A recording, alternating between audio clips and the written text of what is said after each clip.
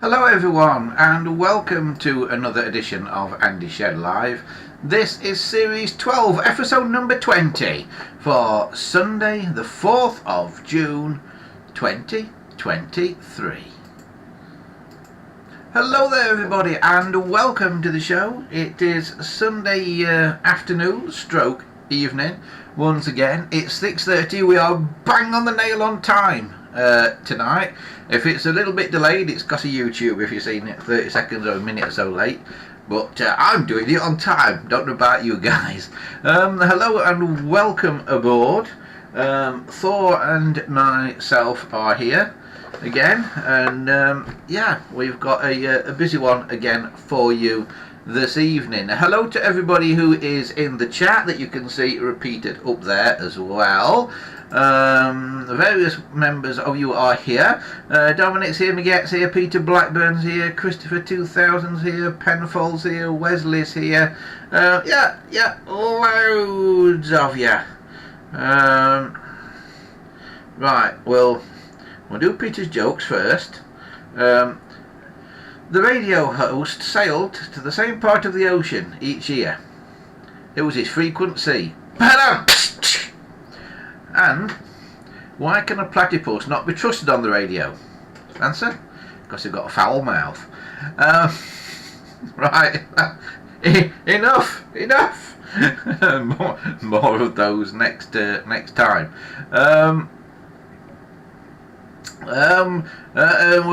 We're kicking off with the telephone stuff, and Dominic has pointed out in the chat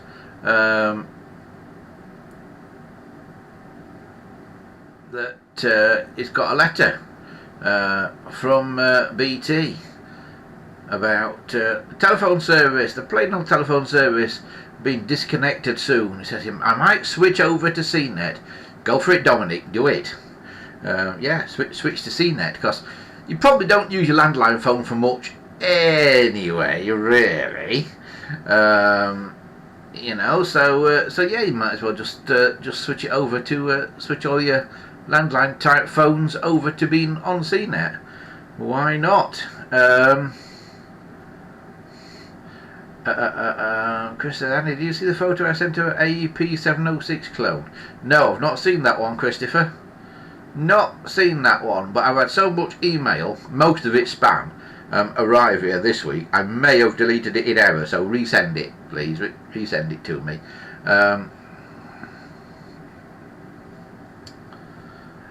Dominic says, I think I might get one of those dial gizmo type things. Don't bother, Dominic. Don't bother. Far better to get a small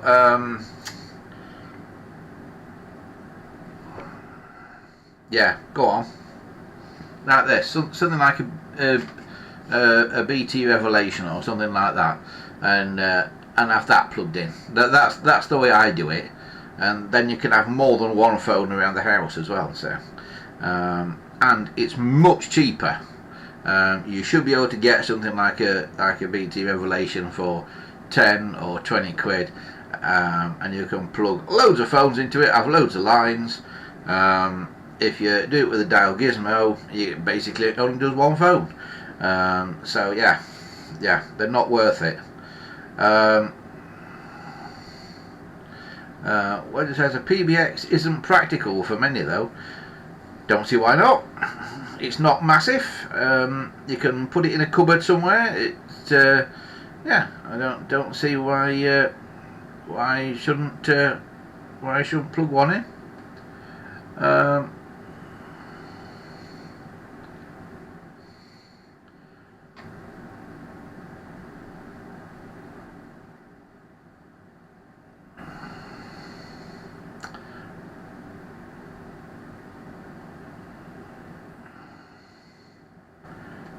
Where's Dominic off to?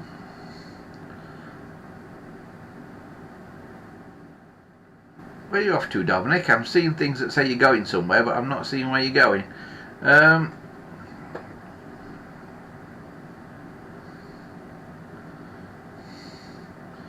Wesley says the dialer tone I have here does every phone in the house.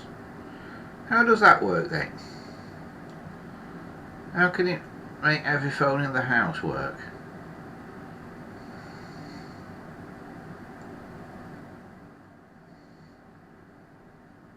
Not sure how that works.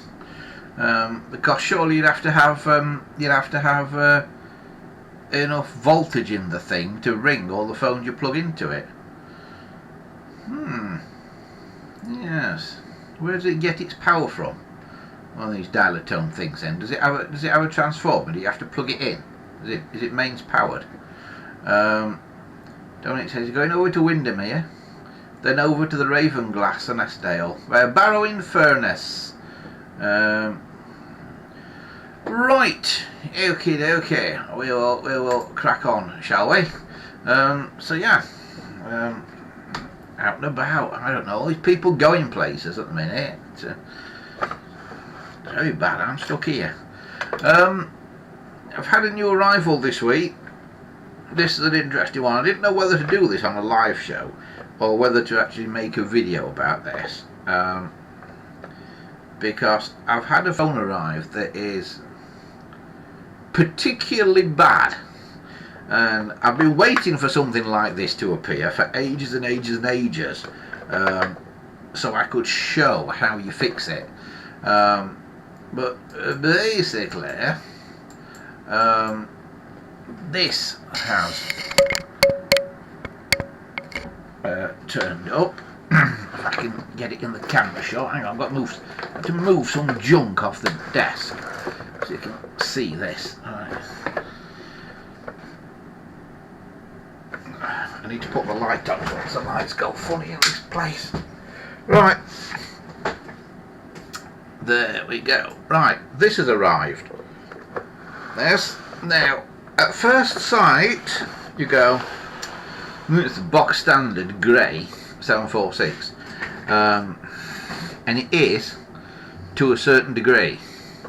But if I take that off there, you'll see it's a Mark 1 cased one.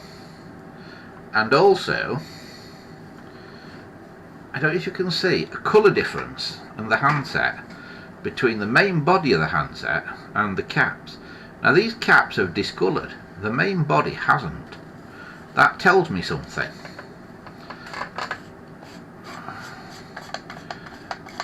We have a look inside,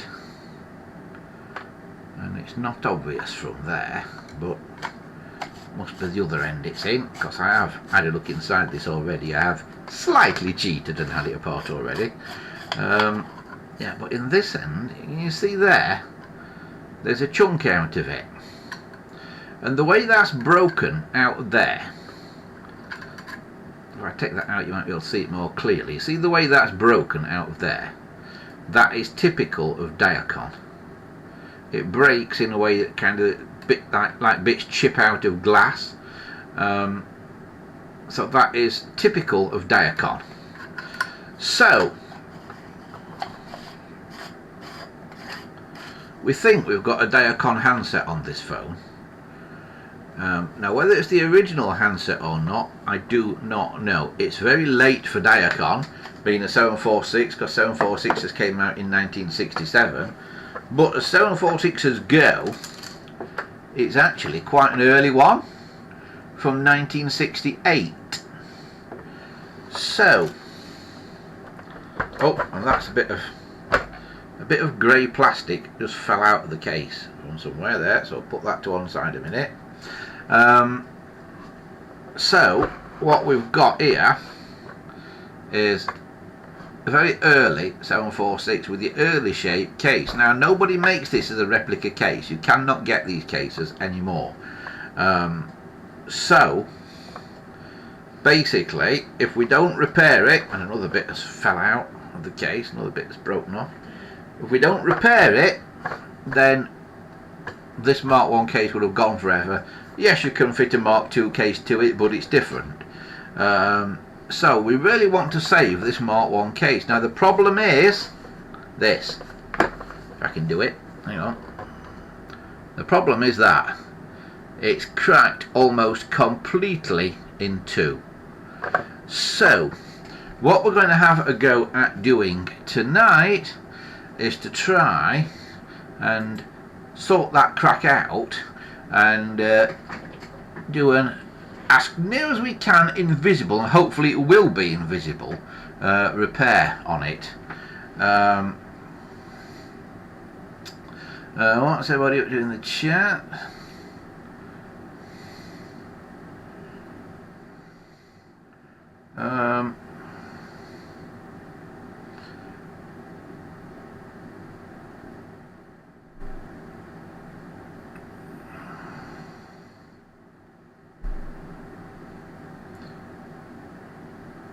Paul says the caps on the handset look thicker than the usual caps.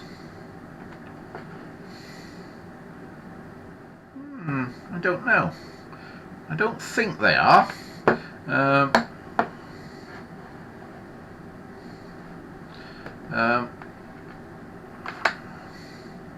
Dominic says, is the handset recycled from a 706? The code should be 12, says Wesley for Diacon. If we can find the code on it, Wesley, we'll have a little look. See if we can find a code on it. Right, was there a code in the cap first of all?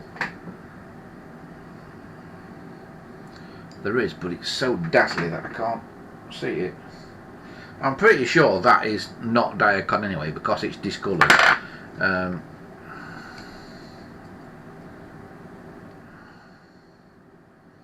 Yeah, there is a number 12. You'll not see it, but it's in there, just there under my dirty finger there, because I've been messing about with stationary engines this afternoon, so my hands are filthy. But yeah, there is a 12 under there, so it is Diacon. But I never look for the code, because when you've seen Diacon and you know Diacon, and particularly a bit of broken Diacon, you can tell by the way it breaks and also the colour of it and the kind of finish of it. You can tell it's Diacon, you can tell it's a different sort of plastic. It's really difficult to explain, but it just looks different. It's got a deeper shine on it. It's really difficult to explain to somebody that's not seen it, but when you see some Diacon at the side of some ABS, you'll understand exactly what I'm talking about immediately, because it's really obvious. So what we're going to do today is we are going to take the case off this and basically see what we can do with this broken case. So somewhere I've got a little suckery thing here. So get that on there and lift that off for a start. Then we'll take this out. Now this looks like a nice label, doesn't it? Like I say, I have cheated and had this out before, but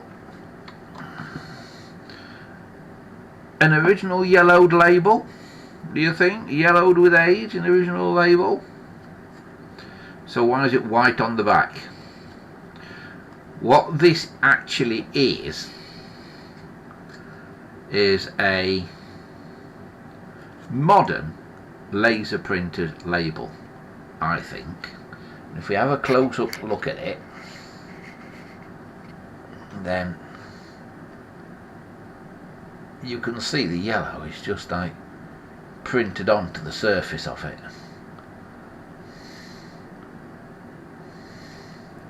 And you can see around the bottom here, around this cutout, you can see a kind of black outline where it's not been cut out quite right. So that is actually a modern label, I think. So it's not the original, and I don't think a 746 should have a label like that anyway. It should surely have a grey label in it, not one like that. So so that'll be coming out.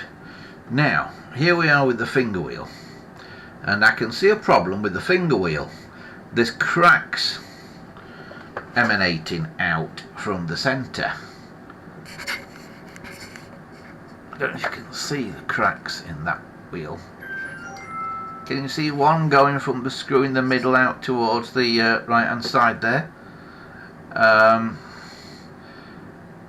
Now, that happens normally because a finger wheel that should have a flat backed screw in it has actually been fitted with a countersunk screw, and as the screw's gone in the countersink, it's kind of pressed the cone of the countersink into the hole and it's forced it outwards and cracked it. Now there are two types of finger wheels. There's one with a countersunk hole that takes the countersunk screw, and there's one with like a recessed hole with a flat base to it that takes the flat backed screw. But I think this is a flat backed hole that's got a countersunk screw in. So shall we have a look? Which again tells me this phone's been messed with, because the GPO wouldn't have done that, and I can see as it's coming out it is definitely a countersunk screw. There you see, can you see the countersink on that? Yeah. And that has got a flat base. Can you see on the recessed bit in the middle? It's got a flat base, and you can see the cracks where the screw has gone in and the countersink has tried to push that hole bigger and cracked it. So that's why you should be very careful what sort of screw you fit into a finger wheel. Right, so now we will take the screw out of the back, and this has been messed with as well because this has actually got a Phillips screw in the back, which should be, there you go, a little Phillips screw, and that should be a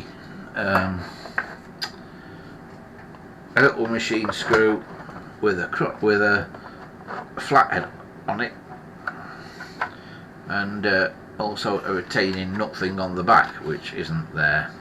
So here we are, here's the case and that, and here's the inside of the phone, and it's very dusty on the inside. And I'm seeing something that I've not seen before here. Inside here, can you see here, just here, when I move my finger out of the way, there's like a hole in the corner of that. Does that go through to the outside? Yeah, it does. That little hole. Don't know if you can.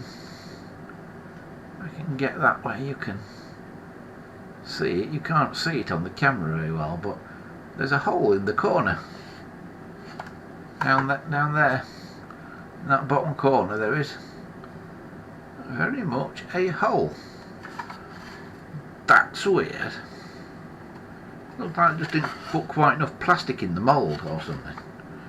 Well, never seen that before. Right, I'll put the case to one side just for a minute, and we'll have a look what we've got here. Now, I've already found a few bits of plastic from the case and also from the dial bezel. There's another bit that's broken off the back of the dial bezel, I can tell from the shape of it. And I wonder if there's any more kicking about. This is very dusty on the inside here, but as you can see there, it is pretty much what it is. It's an unconverted 746. Super dusty. Could do with a clean, but it is what it is.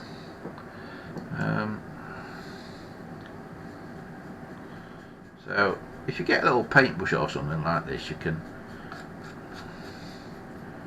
shift a lot of the dust.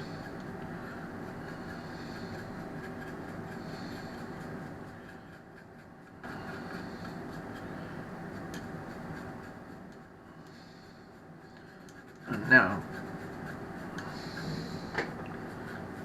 cleaning up the bell coils, I can see it says 500 ohms on them. So they're the original value bell coils.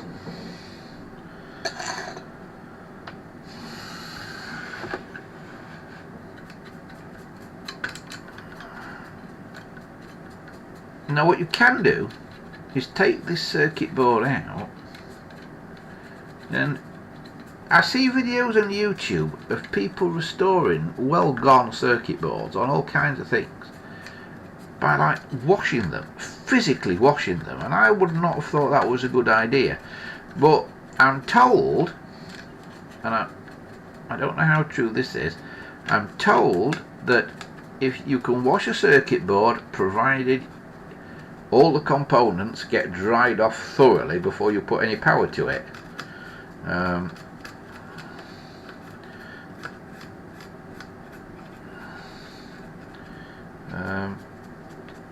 I've heard about motorbikes that have sort of dropped into canals when people have been riding on the towpath. I know they shouldn't, but they do, and they've been fished out the canal and thoroughly dried out, and have started okay once they've been dried out. But the key is to dry them out before anything can corrode. Like if you drop your mobile phone in a puddle or something, what does it the damage is not the water in the puddle, it's the corrosion that ensues after the thing's been wet. So that's why they tell you to put your mobile phone in a bag of rice or something that will act as a desiccant and will soak the water up.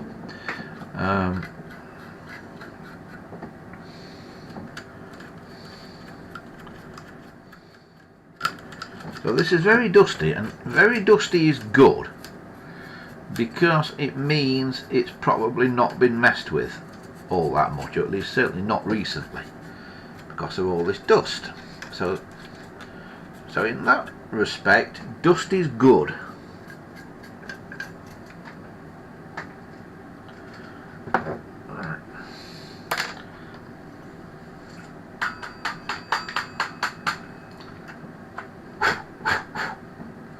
So we've got it a little bit cleaner. I mean, it's not perfect, but it's a little bit cleaner. So what we'll do now is we will put the main bit of the phone to one side for a minute, because the main thing that we're going to be doing today is trying to sort out the case. I'll put my little dusty brush up there and get my other brush. Now this one is my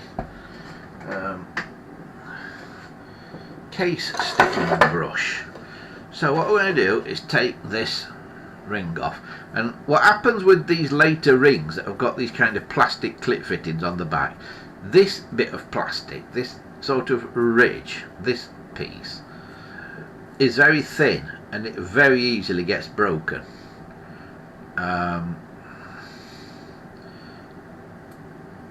So these little clippy things here, there should be two more up here, and I've got them here. So there's one there that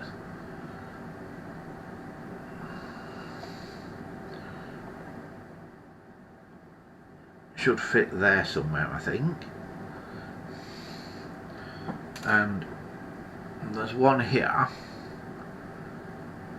that's broken that should go on there like that.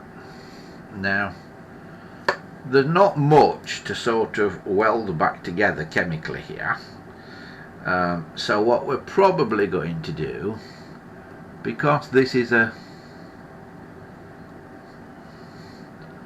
very standard part that, oh no, it's that one, isn't it?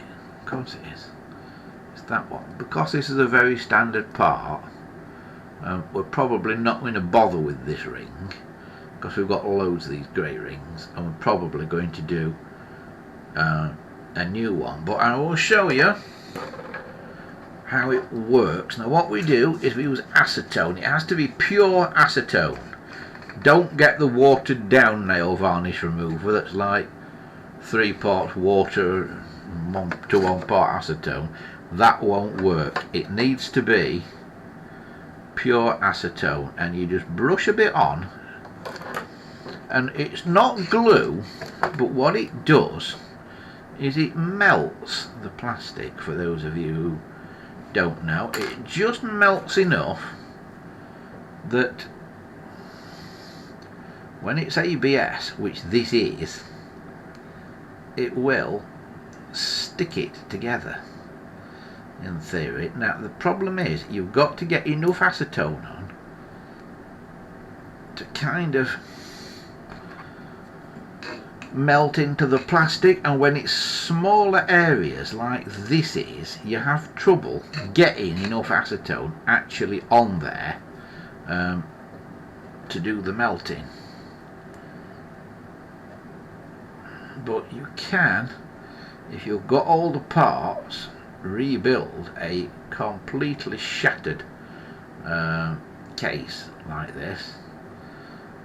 Now, I had one come in a while back. Case was got big holes broken in it, and we rebuilt it using this method.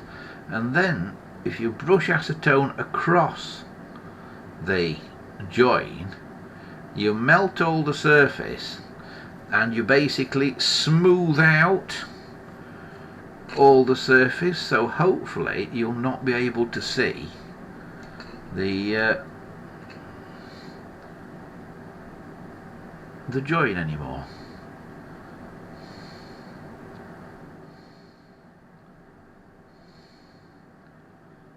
So you kind of taking a tiny amount off the surface, sort of here say, and moving it over to where the crack is here, and then by just dabbing away at it, you should be able to more or less make that crack disappear.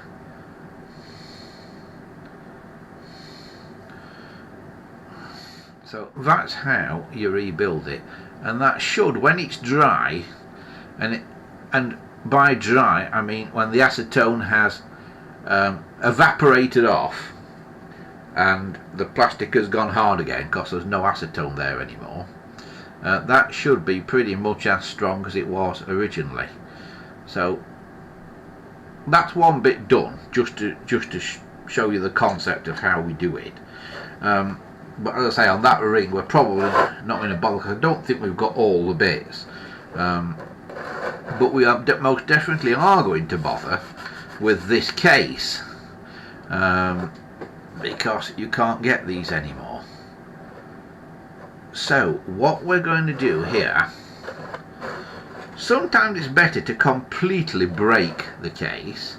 I don't think I'm going to in this instance, but if it's not fitting together quite right, sometimes if you totally break it into two, it is easier to fit it back together. Sometimes it's easier to repair a break than a crack. But what one thing we're going to do here is just hold it open, because it does open up so well. Run some acetone into the groove and try and glue it back together. Now, it doesn't really matter if you do it from the inside or the outside. In fact, you'll probably end up doing this on both sides, and it won't be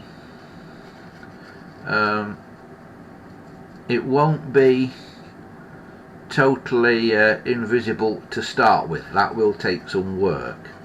It's not just a case of gluing it together and the crack disappears. I wish it was, but you've got to do it all the way down the length of the crack, and preferably on both sides. And speed is the essence here, because as soon as you get this acetone on it, it's evaporating, and it evaporates really, really quickly. You'll smell it, and it's starting to evaporate, and you'll see around the edge of the crack, where you put in the acetone, you'll see the case changing colour. That's because the top layer of plastic is melting very slightly, and you're seeing the original colour of the phone underneath.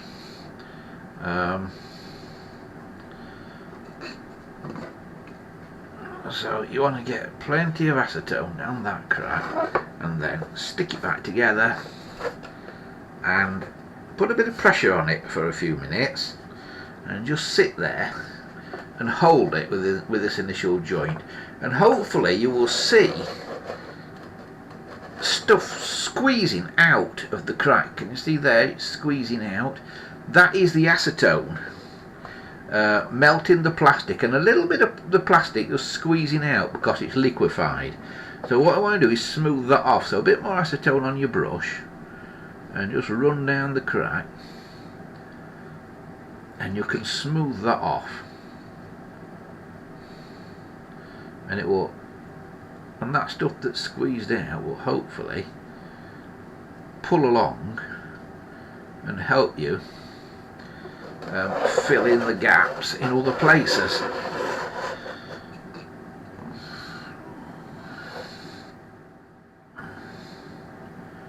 Now this only works with ABS, it does not work with Diacon, because Diacon is a different kind of plastic that needs different chemicals to melt it. But I'm told there are chemicals that will melt it, but I've not tried it yet. So for now we're only doing it with acetone, and that only works with ABS that we know of. It certainly does not work with Diacon, which is the other thing that cases were normally made out of. Now I know there were trials using other materials for cases that were not Diacon and were not ABS, but that's another story. Most from the 50s and early 60s are Diacon, and then from about 64, 65ish I think, they went over to ABS in general.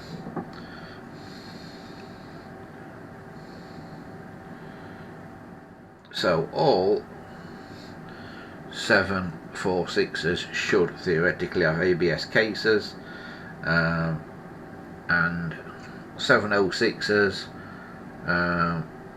some of the early ones have Diacon, which are very desirable now if they're not broken, because they don't fade in the way, or don't discolour.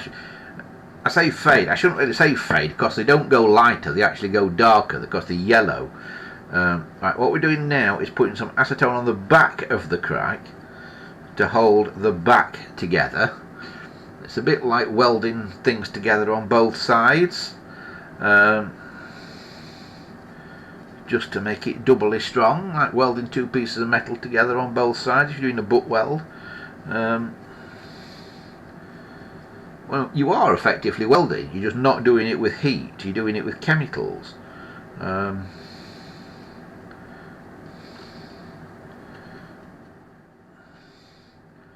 I mean, I have seen people do black plastic car bumpers with heat using a soldering iron, and what they do is exactly this same process, and they do it with a soldering iron to heat it up to melt it and hold it together, and it does work. If you've got a cracked bumper on your car,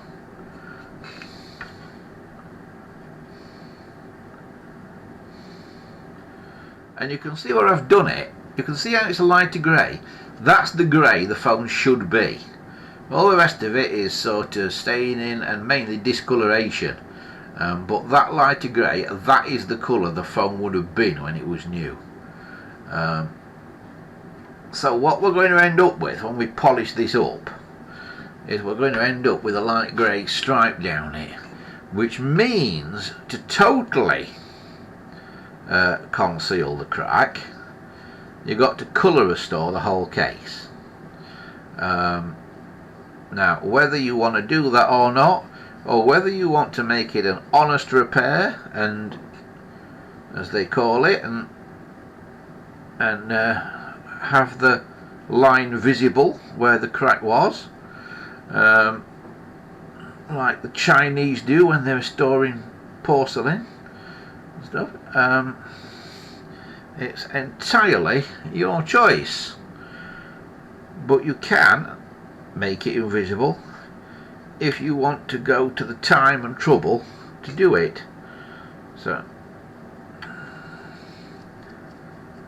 I'm just moving more and more of the plastic around to kind of bridge the gap of the crack now, and I'm hoping that now I can probably let that go and it will stay together. Yeah, that's got it. It's together. So that is how you do the main part of an acetone repair. Now, there are a few areas of loss. As what Kirsten would call them on the repair shop. There's one here. I don't know if you can see. There's a little hole there where a little bit of the plastic had chipped out at the side of the crack. What I've done here is mixed some scrap plastic that's the same colour with some acetone, and it's made a kind of slurry. And you've seen me use acetone slurry before. This is a particularly runny acetone slurry that I've made, and we just drop some into the hole there,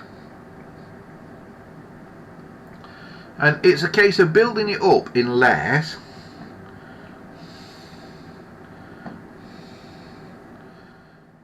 And you have to let that dry, and then you'll probably have to come back. There's another little area of loss there, and then there's another one here where a bit's cracked out.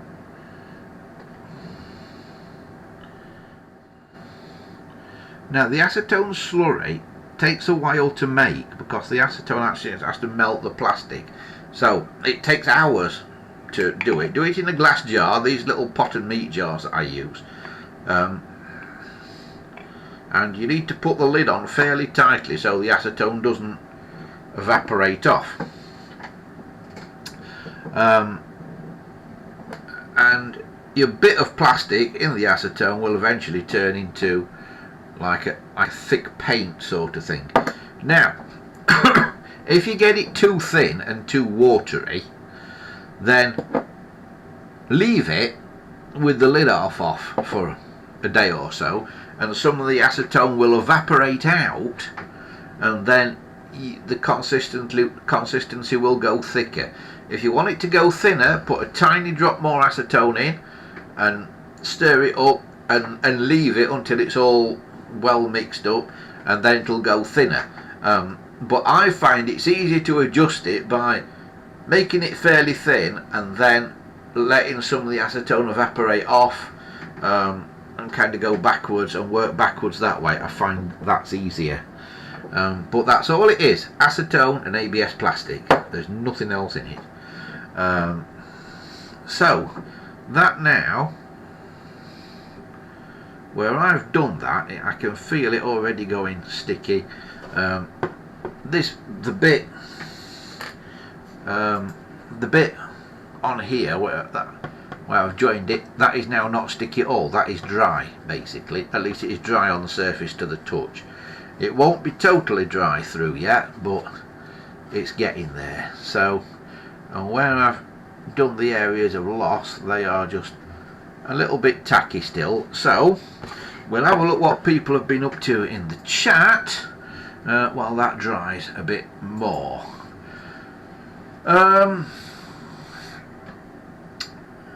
So what have people been up to? Dominic's on about the dial gizmo. He said he thinks it can go in line. Yeah, I think it can, Dominic, but I don't know how much power it's got to power all the phones you might. If you've only got one or two phones, you're probably fine. But if you've got a load around the house that you want to have all ring at once, then probably not, I would say.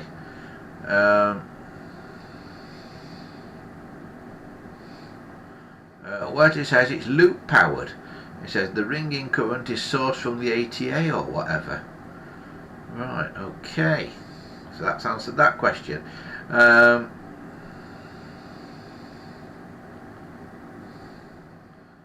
Wesley says, I've also bought my old Wren booster out of retirement. Oh, that's interesting, Wesley. What is that? Can't say that I've seen one of those.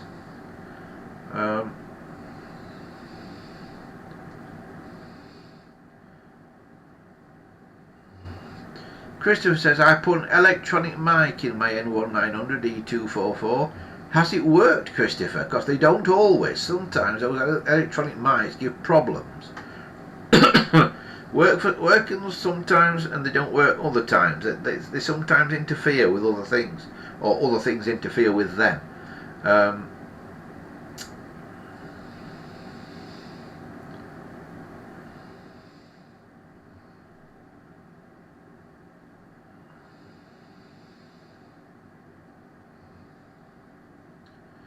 Wesley says, I was once told the tip of using blank pages from old books to print repro labels onto. Yeah, you can do that, but then it looks like an old label.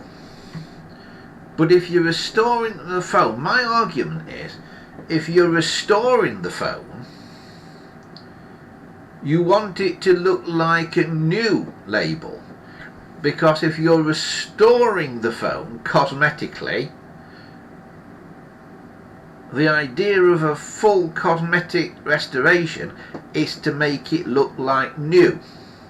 So, when the label is printed on white paper, you want that paper to be white. Now, if you want it to look like an old phone, like if you're making a phone that's going to be used as a prop for a play or a TV show or a movie, that's a different story. If you want it to look old, yeah, that's a different story. But if you want it to look new, it should be on white paper, which they always were.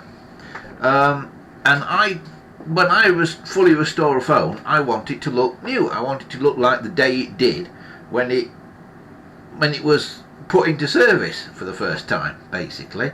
So that's why I don't have the artificially aged repro labels.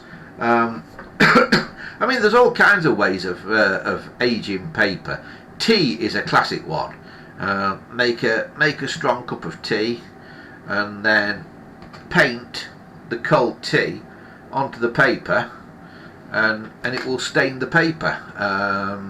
That's a classic prop maker's trick for making paper look old. Adam Savage on his Tested channel on YouTube, a long time ago now, he did something. I think he was making a prop of a book from one of the Indiana Jones films, and he wanted the pages of this book to look old, and he did a thing where he showed you all the techniques to make it look old, and he aged the paper by dyeing it and stuff, and then I think he sort of singed the edges of it with a lighter or something to make it look really old and crispy around the edges and stuff like that. But it's a long time since he did it, and he does a lot of videos. But if you type in something like Adam Savage aging paper or something like that, or tested aging paper, it'll probably come up. But it was pretty good, because Adam Savage, as well as being famous for being on the Mythbusters TV show, what he actually does properly, or his proper job, or at least he did, was he was a model maker and prop maker for Hollywood movies. He made some of the props and some of the models and things for the original Star Wars films and stuff like that. So that's what he does really. And now he does YouTube videos where he makes replica props and things. Really interesting stuff. He'd got one where he'd got the amulet thing from the Indiana Jones films the other day, and I think he got that a bit wrong, because he was talking about these amulets, and I know for a fact originally there were 3 made, because they were made in the UK, and there was a guy that worked at L3 Studios who was the gold man. If you wanted anything gold, he was the one who did it. He had various techniques for making things look like they were made out of gold.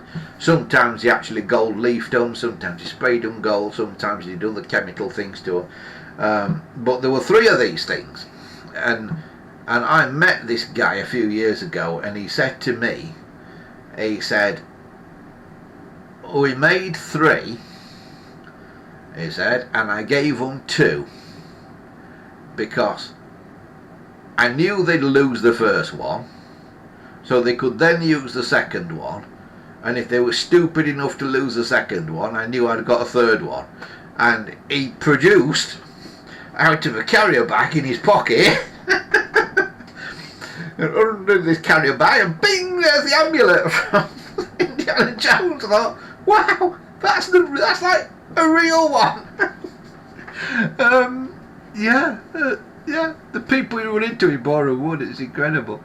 But yeah, he was Mr. Gold. So another thing he did the gold room on The Shining. There's a room in the hotel that they call the gold room. You don't see it much in The Shining. It's only on very briefly. It was supposed to feature more, but the set burnt down before they'd finished using it, famously, and it was destroyed. But that was all tiled in gold tiles, and these tiles, I think they were actually plastic. They were vacuum formed plastic, all these tiles, because they were fancy, like 3-dimensional gold square tiles that kind of stood out from the wall. And Mr. Gold sort of made these tiles gold. I don't know if he actually he can't have actually gold leafed them, because it was a huge set and it was like plastered in them. But they really did look gold, and if you see The Shining, it really does look like a gold room.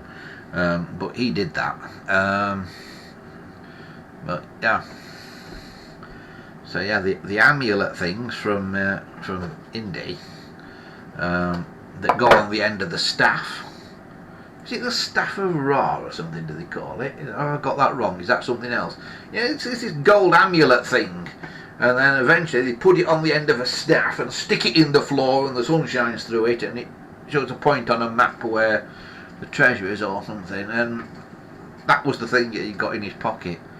Well, yeah, brilliant. Absolutely brilliant.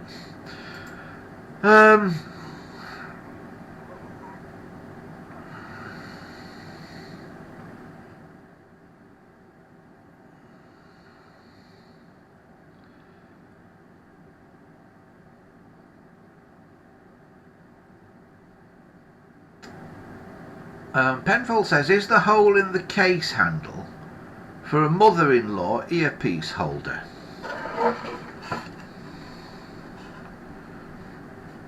No, I don't think it's a proper hole, Wesley. It looks like a place where there's been like a bubble in the plastic or something. And I don't know which way up they actually make these. I don't know if they make them that way up, or that way up, or that way up. I don't actually know how they do it. I suspect they make them that way up, but I don't know. In which case, that hole that is there would kind of been at the top of that bit. So I wonder if an air bubble's come up and got trapped in that corner there, and that's what's made it. I've never seen it before.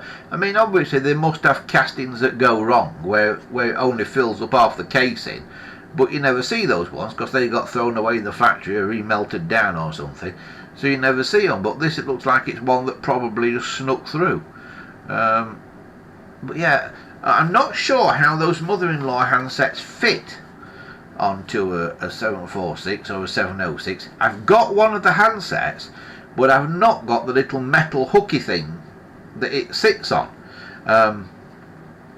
So if anybody's got one of those little metal hooks and you want to sell it, let me know. But I'm guessing it must be different, obviously, on the 746 to what it is on the 706. So, yeah. Right, how are we getting on with this? Are those areas of loss filled in? they're kind of filling in. Right, it's kind of dried now. I can still just about see the crack though, all the way along. So what we're going to do now is we're going to take the slurry, and instead of having a crack all the way along, what we're aiming to do is get a little raised line all the way along that we can then sand back. So instead of having a slight, because even though we've stuck the crack together, as the acetone evaporates, the plastic that's left behind kind of contracts a bit into the crack. So what we want to do is make it raised, so we've got something to sand back down to level, if that makes sense. And it's a case of put some on. You can't do this all at one go. You have to put some on, leave it to dry, and then put another layer on to build it up bit by bit.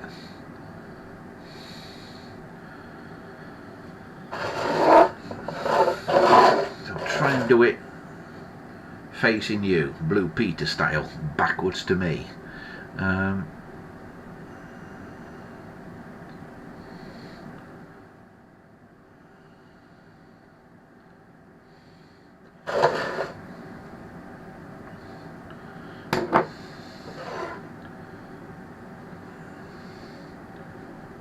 So there it goes.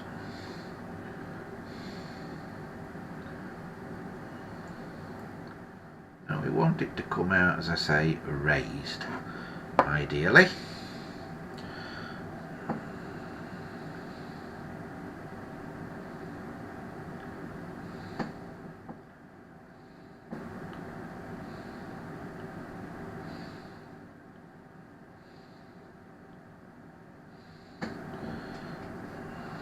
So that is basically what we're trying to do.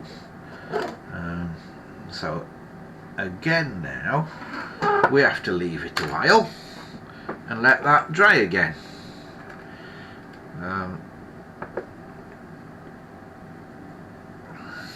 Has anybody tried this, by the way? Have any of you guys actually done this, what I'm doing? Because I know I've showed it before, but I think it's quite a while ago since I did it. Have any of you actually had a go at it?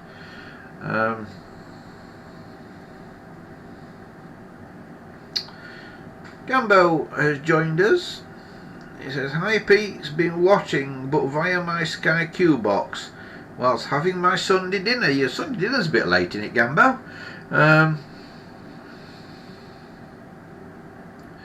Dominic says, "Regarding the dial labels, I normally go for white, but on my 232 I very lightly browned it. It's subtle, but I wanted to go for in service for a few years look." Christopher says, "I've been restoring the line cord on my N1900 E244 to put a junction box back on the line cord from the Australia 605 plug that somebody bodged on there."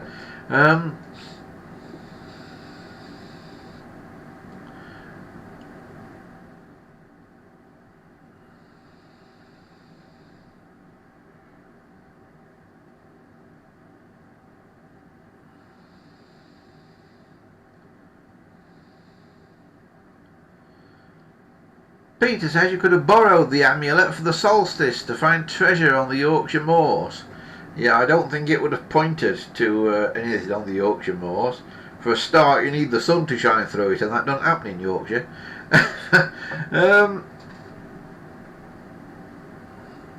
Dominic says, "It's not a full repair, but I've colour restored my Ivory 746L from the case you sent me." Oh, excellent! I've totally forgotten about that. Totally forgot I sent the 746 case to you, Dominic. Was that a Mark 1?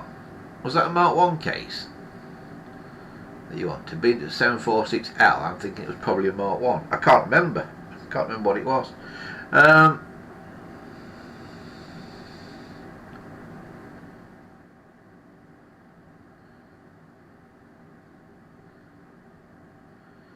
Penfield says there can't be too much treasure on the auction moors, as most of the coins dropped usually hit the owner on the back of the neck after it's dropped. The ex-owner's down there first. Yeah.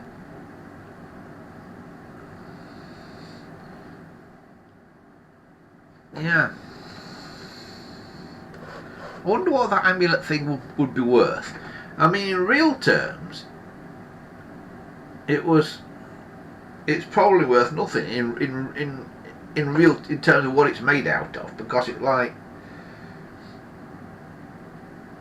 I don't know what it was. I don't know if it was cast resin. It might even have been cast plaster, and some kind of gold effect applied to it, you know, like fake gold leaf or something. So in terms of what it's made out of, it's not worth anything. But in terms of the fact it's the prop from the movie, it's probably worth a lot of money. Bit like if you've got an original BBC Dalek, it's only plywood and a bit of fiberglass. It's not really worth anything. But if it's a BBC Dalek, it's worth a fortune. Dominic says, yeah, the case you sent was a Mark 1 that I pieced together.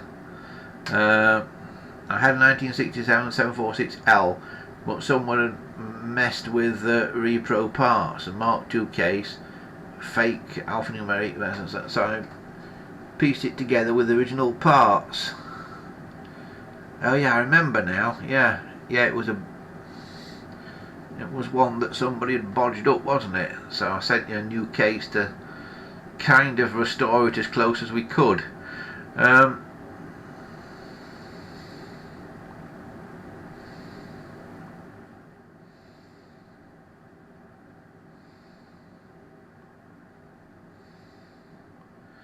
Gambo says I bought any 100% acetone as I'd planned to restore a 706 ivory shell that was bleached heavily to one side. Yeah, you can do that with acetone as well. Yeah, I've got a video about how to do the whole case with acetone, and I also used on the video.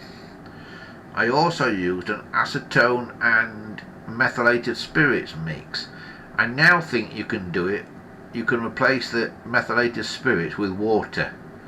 I think now you don't need the meths. Just do it with watered down acetone. Replace the meth with acetone. Replace the meth bit of it with water. So it's water and acetone rather than meth and acetone.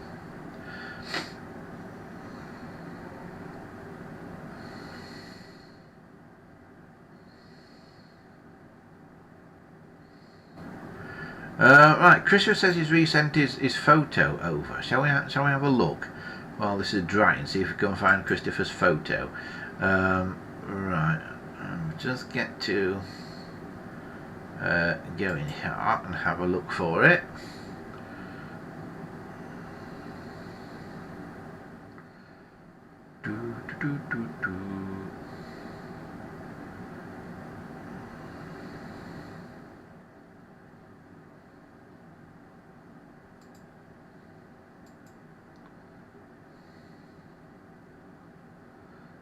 Probably.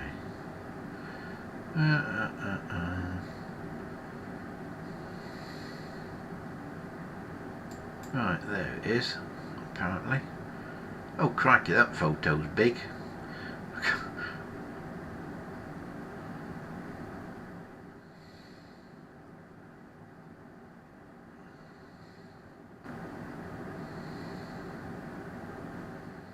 Right, save all of those. Sent in. Right.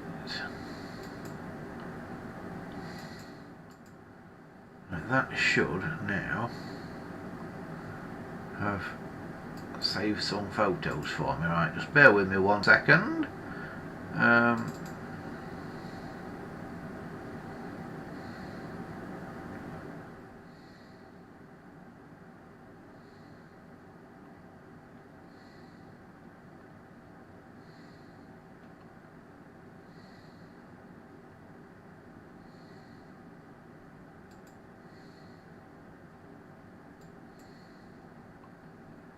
Nope, it hasn't done it.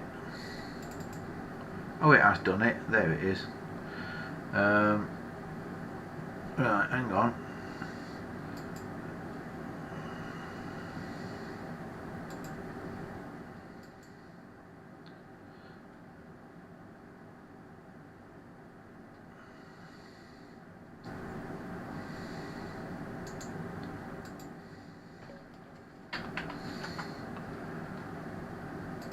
Right, I've just got to move some things around.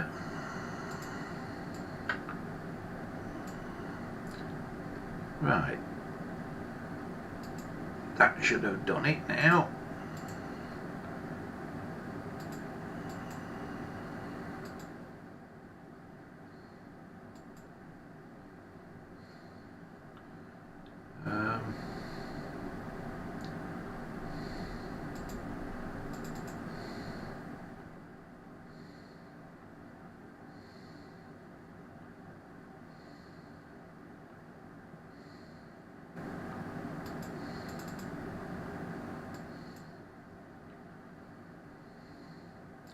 Right, can you see them? No, you can't. Right, I don't know what's up with that. Photos. But just talk amongst yourselves a minute while I try and get these photos of Christopher's. Such a pain in the ass getting photos out onto here.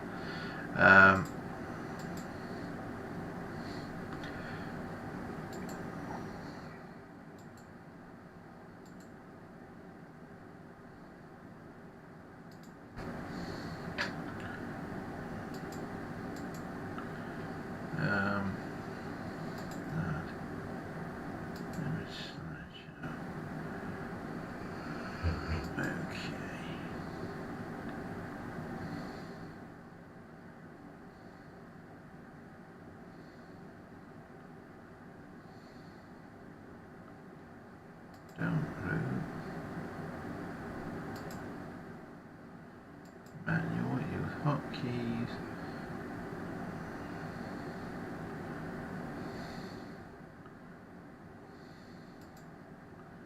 Image files, add directory.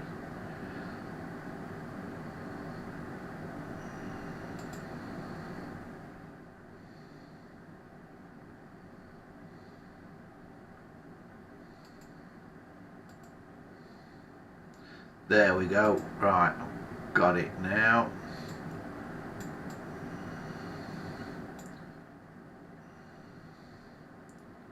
It's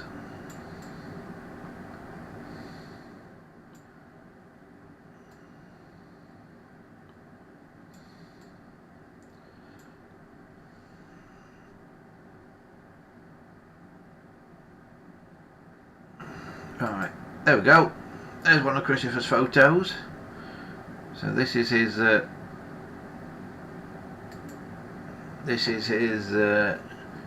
GE. No, hang on. This is an N1900E244. It says. No, it isn't. No, this is an AEP phone.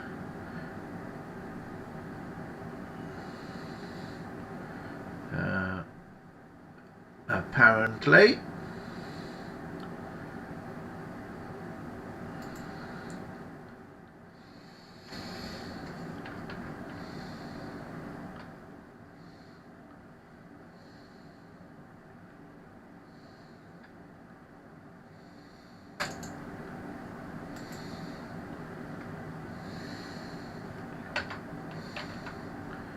Not sure how you move the picture on to the next one though.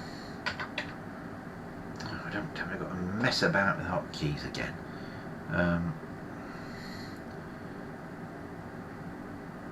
Settings.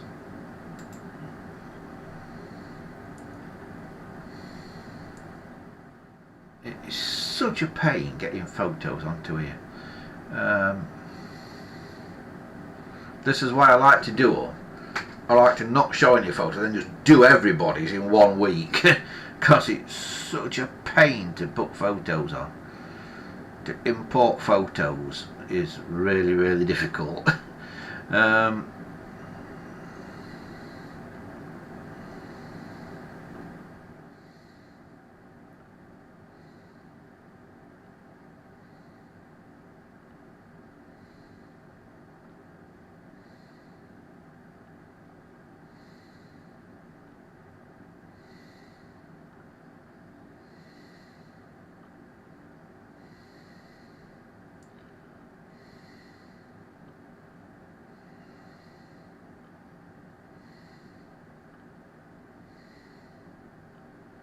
Well, it's there, but it won't let me set a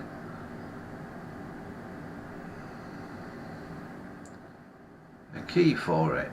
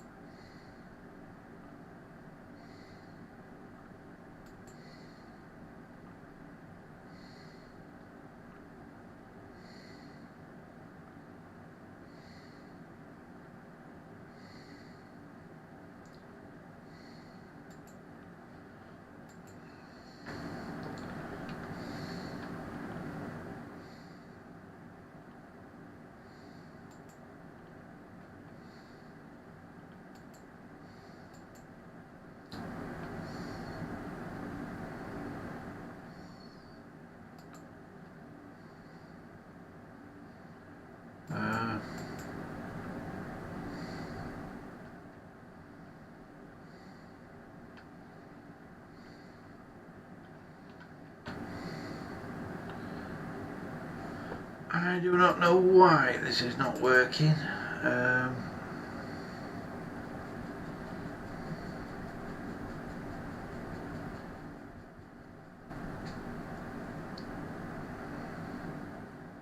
Right.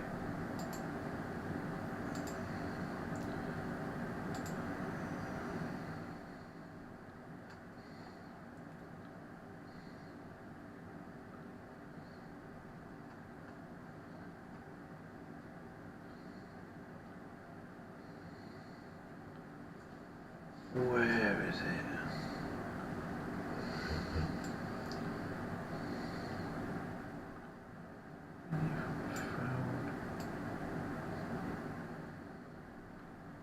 Oh, there. Right. Next slide.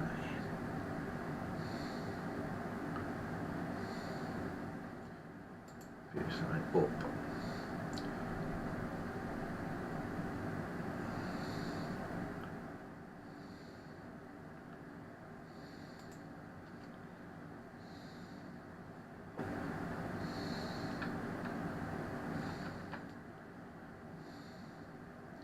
Okay, right, I should have done it now. Right, let me do that. Right, so there we go. So this is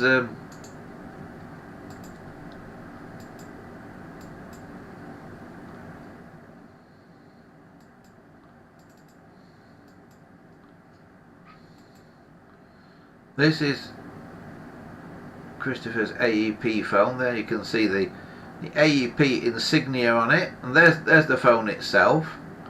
And there is an interesting, it's got AEP on that very oddball circuit board that it's got in there.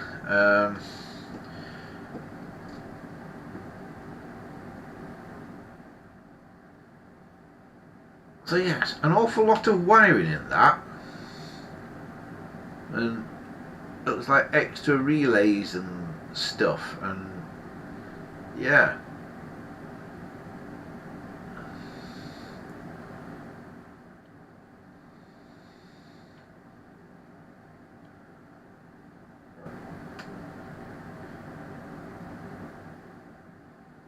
So an interesting one. It's interesting because of that Electrica,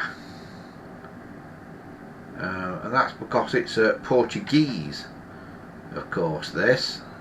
So yeah, now what I don't know is if these Portuguese phones had a junction box like that on them.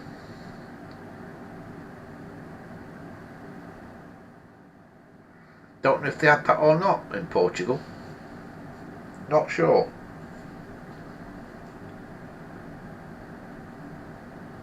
But it's interesting being a Portuguese one.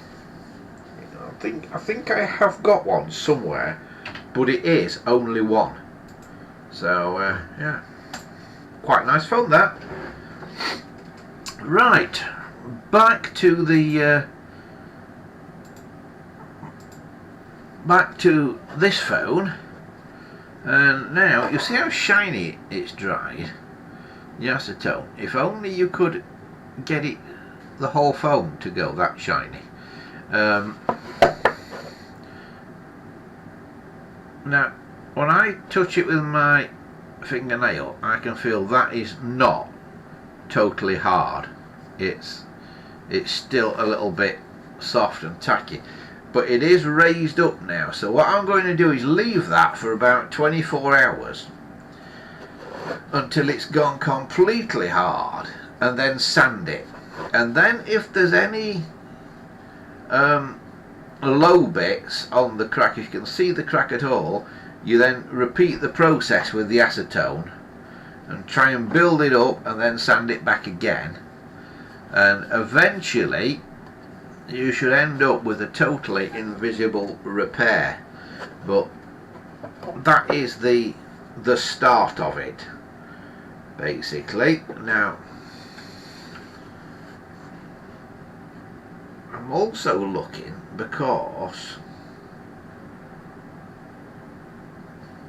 another thing we've got, if I take this away now for a minute, is this, these bits that we got here. I've repaired that bit there and put that on there. This bit,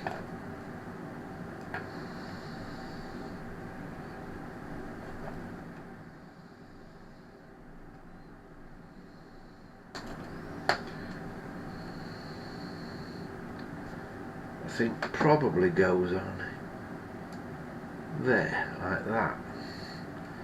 So there's quite a few bits missing here. But what is this bit? Because this is straight.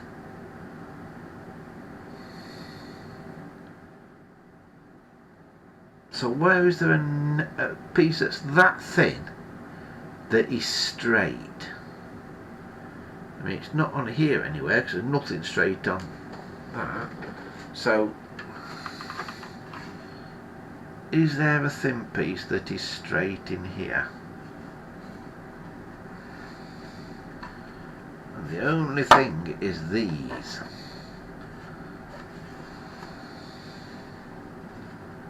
And I think it's that back one there. That.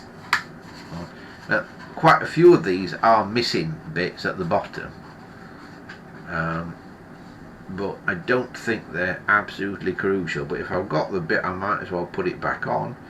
And I think in this case it's that bit that goes on there. So down there, like that piece. So we will have a go at sticking that back on there. A bit of acetone on my brush.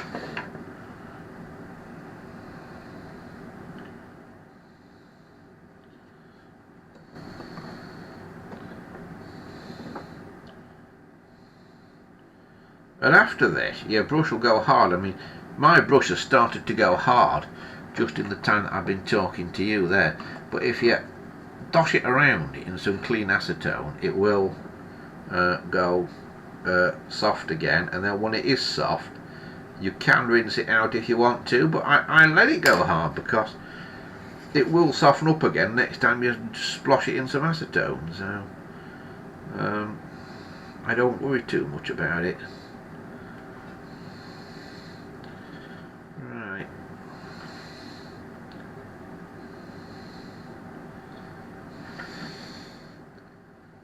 That, I think that one is back on there.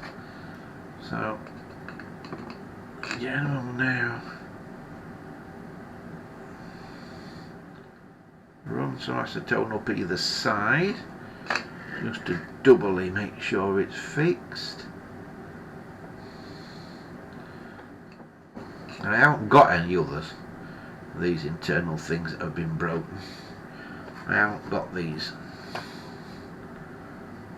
ones here, unfortunately, so I can't put them back because I haven't got them. They probably were broken many years ago.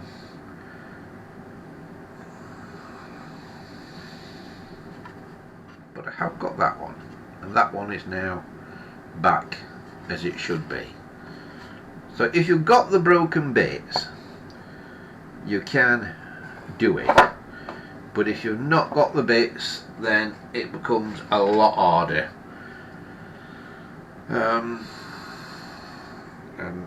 let's say this one,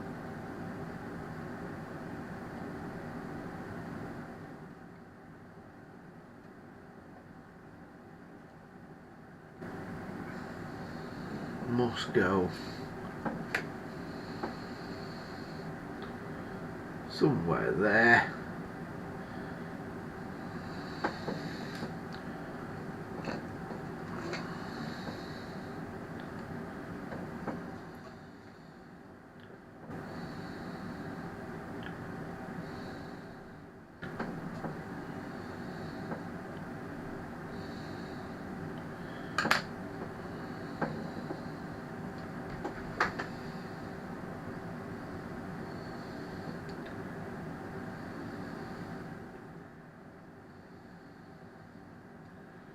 Like that.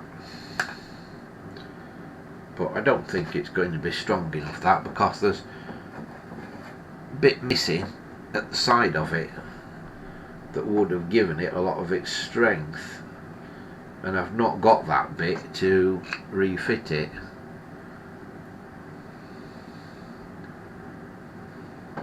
But it gives you an idea of what you can do and how you can rebuild bit. I mean, that bit that I put on before, it was that one, wasn't it? Yeah, it was that one. That now is totally strong. I can pick it up by that now, you see.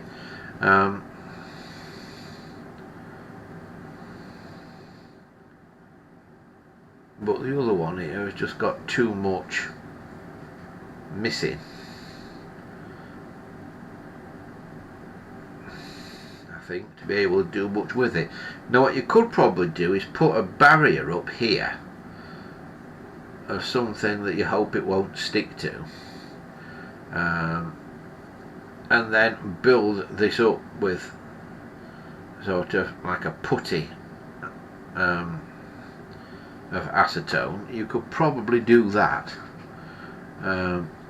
layering it onto the barrier, then taking the barrier away from the back. Yeah, that would probably work, if you were so minded. In fact, we might even have a go, just for fun.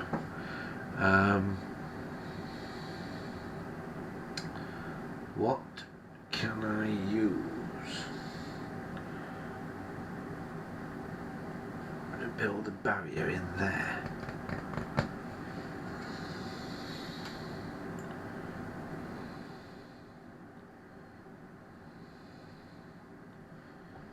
Want a bit of paper or something.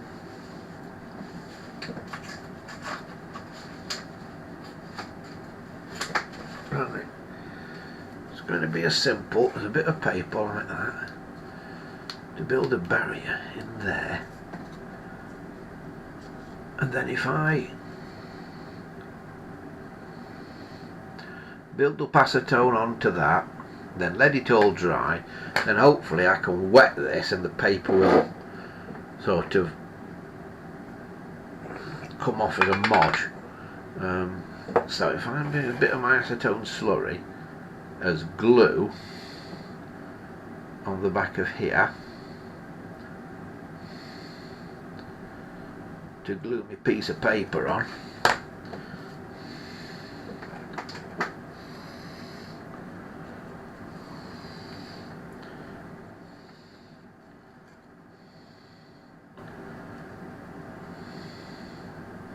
I mean, this isn't really worthwhile to do. I've got some acetone slurry on the desk. This isn't really worthwhile to do for these, because these are very common, these dial rings, but I'm doing it as an exercise to show you what can be done. So we take some of the acetone slurry now and just take some of the thicker slurry at the bottom of the thing and just start painting it on to there.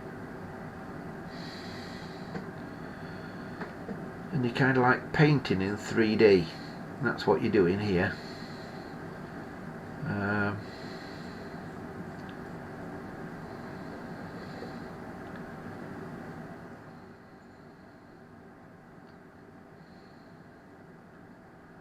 if this works, I'll be very impressed.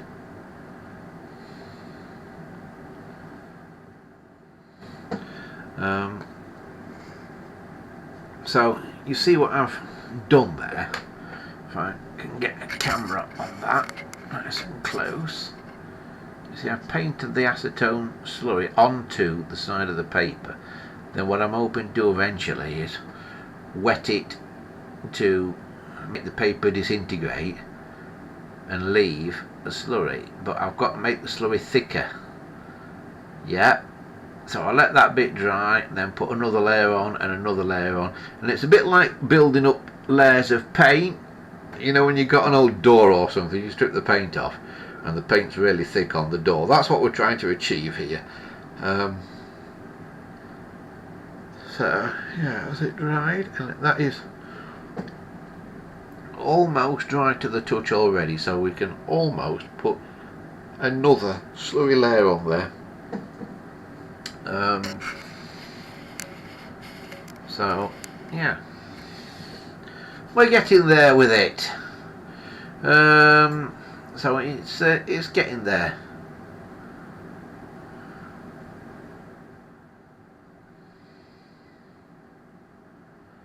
Dominic says, would screen sharing, scrolling through the attachments work?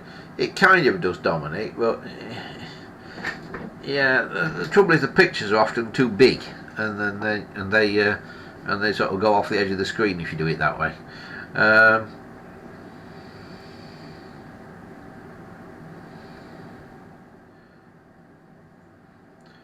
Jim Fuller is here. He says, I believe PTFE tape of the plumbing variety is impervious to acetone. If you're looking for a good barrier with a smooth surface, and is probably going to peel off better. I've never tried it though. Oh, that's interesting. The thing about that though is it's very floppy, isn't it? So you wouldn't be able to like stand it up like I've stood this up. You know, you wouldn't be able to stand like I've stood this piece of paper up. You wouldn't be able to stand up the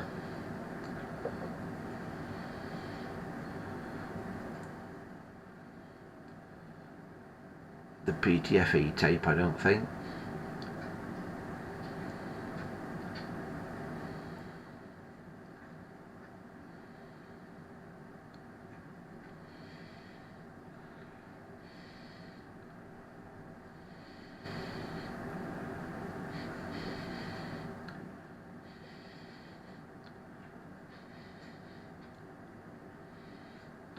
Right, I'm just still messing with it here. doing another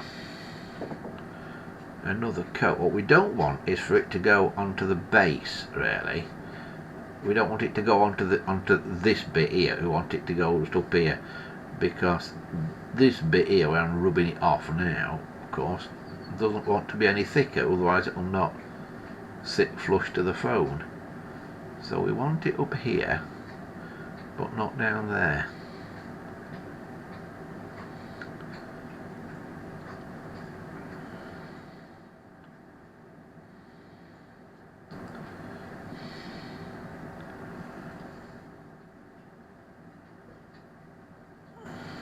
I think that is starting to look something like now. So we'll see how that goes. We will we'll get that dosh around in the cleaner acetone. We'll leave that for a little while now and see how that goes as an experiment. See how we get on with that. Right, we'll put the lids back on a few things before things start evaporating too much.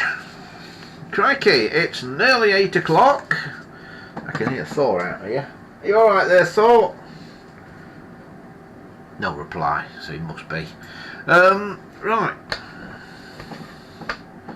That is that. So we'll see how we're getting on. And the case now is looking quite good, so you can probably see now that feels raised, that does now.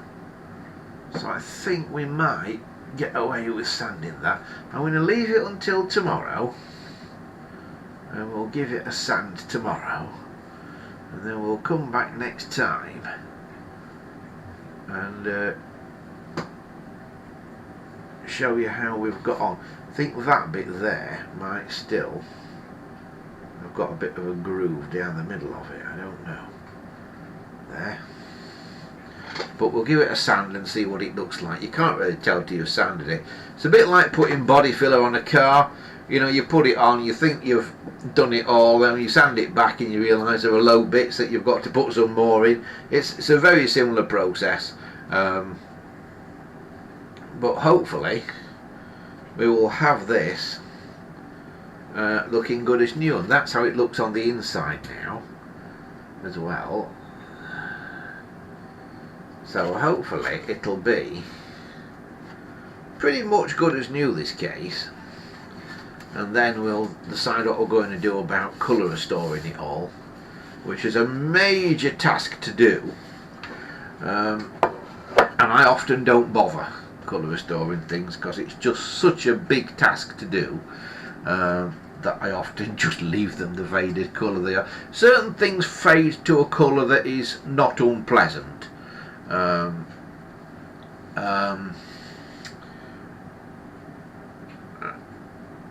mean, the blue ones fade to a kind of nice bottle green colour. Those Concord blue ones, it's a kind of dirty blue when it's new. It's not a bright blue. It's not like my shirt blue, is it? That Concord blue. It's a kind of dirty blue. But when they yellow to a very dark bottle green colour. And provided they've got it all round, you know, provided they've not just got it on one side, it's not an unpleasant colour. I quite like it, so I tend to leave them. The red ones don't seem to change much, and that's a strange thing. The red ones are the ones that don't change, but the grey ones change badly because they do go brown, and people often put them on eBay and that and say two-tone brown telephone for sale, and it's not, it's two-tone grey one, but it is brown. It does look brown, but technically it's a grey one. Right, what are people up to in the old chat? So Dominic said, did you get the other photos from Christ to work? No, I didn't, Dominic. Like I say, it's a bit hit and miss getting photos imported, but I will have another go at that. See if I can get them on.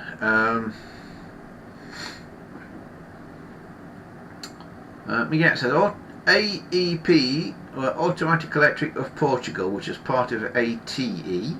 Yeah.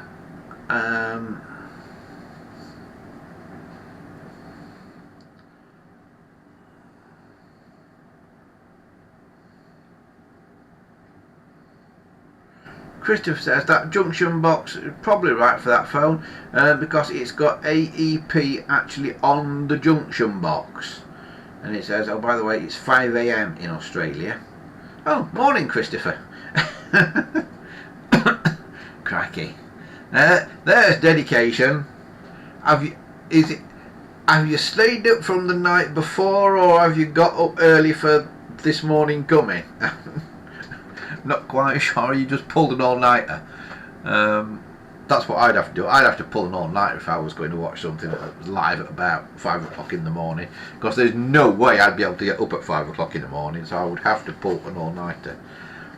I've already had 2 goes at watching yesterday's Big Clive live last night. I never watch it live on a Saturday night because I'm always doing things till about midnight, but I normally try and watch it, and I tried to watch it at about midnight last night, fell asleep about 10 minutes in, woke up just as it was finishing, ran it back, tried to watch it again, fell asleep again. So I could have a third attempt this evening at watching it, because I do quite like Big Clive live. It's quite funny. So there you have it. There's the phone that was more or less in 2 pieces. It wouldn't have taken much for that case to be completely in 2 bits. And although it's kind of got scars on it at the minute, it is back in 1 piece. So it has started the healing process, shall we say.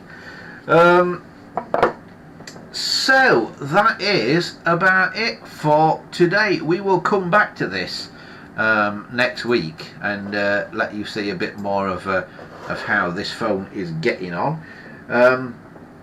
But for today, that's about your lot, pretty much, I think. What I will do before I go, though, is I will just drop the case back on the phone so I don't go and like lose it or anything silly. So let me put that back up there.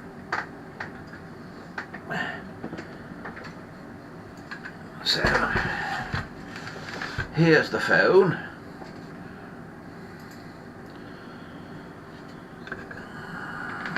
So hopefully this will just fit back on there like that. I'll put this wrong screw back in the back. For now, because that's all that was in there. Don't go far in though, and I'm not going to force it in because I don't want to damage the original threads if there's anything left of them. So yeah, that's that. That can go on there. Can't put that back on yet for obvious reasons, but I will just gently put the put this back on. And again, wrong screw, which is what's cracked it. Not sure what the threads are on these screws. I'd quite like to know, so I can get a supply of the correct screws for these. If I knew what the threads were. If anybody knows what the thread is on these dial centre screws, please let me know. Because I have got some screw thread gauges, but because these screws are so short, I can't get the thread gauge on it. But if anybody knows what they are, please let me know. That is actually drying already, that is pretty good. I think that is going to work. Wants a few more layers on though, but I think it will work, that. Right, I will put the fake dial label back in and put that back on, and there we go. Bob's your auntie. So that is it for now. Right, just before we go, I will just check the chat again. Christopher says, I stayed up from 11 a.m. yesterday when I went out to film some trains.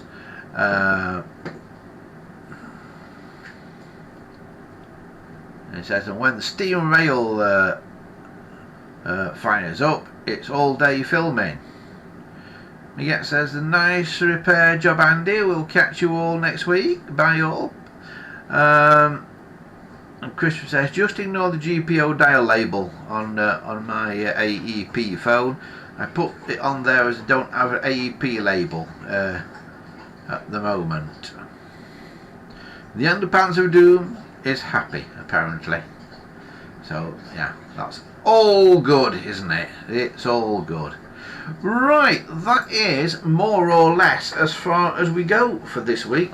Thanks for watching, everybody. Thor's here. He's come to say hello. Hello, Thor. Thor. Thor. Come on up. Come on up and say hello. Up. Come on. Up. Come on. Up. Up. No, you don't do it, do you? You don't jump up like that. Come on. Say hello. No. No, he's not saying hello. He's sat here at the side of me, but he's not getting up to say hello. Right. Right, that is as far as we go for this week. Thanks to everybody for watching. I do hope you've all enjoyed it once again. We will be back next week, I believe, with another episode. And I think next week is the last one before we take a little break, because I've got one or two stationary engine rallies and things coming up that I need to go and do. So rather than run the show late, we're going to have a little break, and it gives me a chance to do some pre-recorded videos as well. So we will be on next week though, and we'll probably do a phone-in thing as well next week. So if you're on CNET, if you've got a CNET phone, and you've got any questions or anything, next week's the one to get them in on, and get your questions answered live on air. If you're not on CNET and you want to know more about it, the website to go to, if you've got a pen and paper, is ckts.info. Don't ask me why it's that, I've got no idea, but it's ckts.info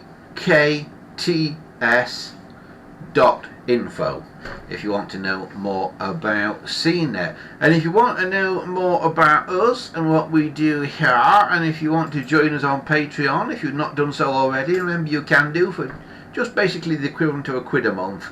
It's www.patreon.com/Andy Shed, and of course the main website, which I know is long overdue an update, is andyshed.coldpress.net, and the forum is gpotelephones.proboards.com.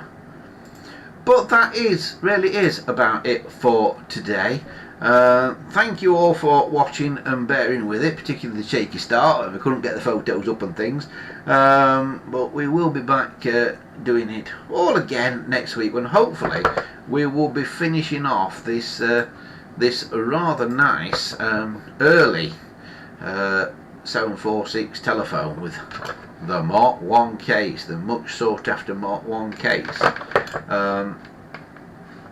and we might even get a line code on it and see if we can get it ringing. So that's it for now. Have a fantastic week ahead, and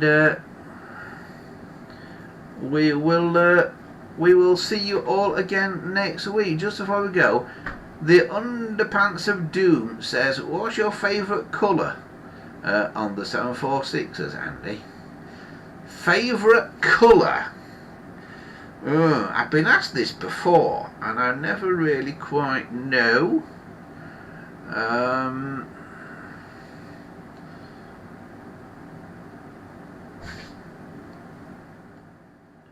It could be the green ones. The two-tone green. I like the two-tone green ones when they've got the dark green dial bezel on them. Could be the two-tone green.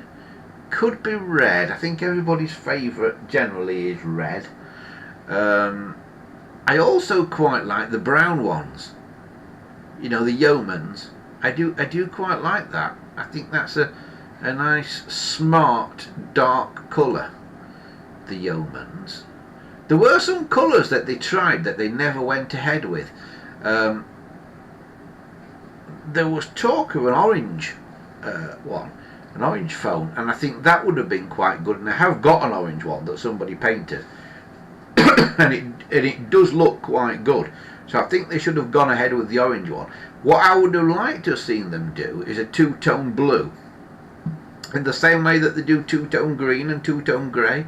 I think a sort of sky blue case with a darker blue handset and dial bezel.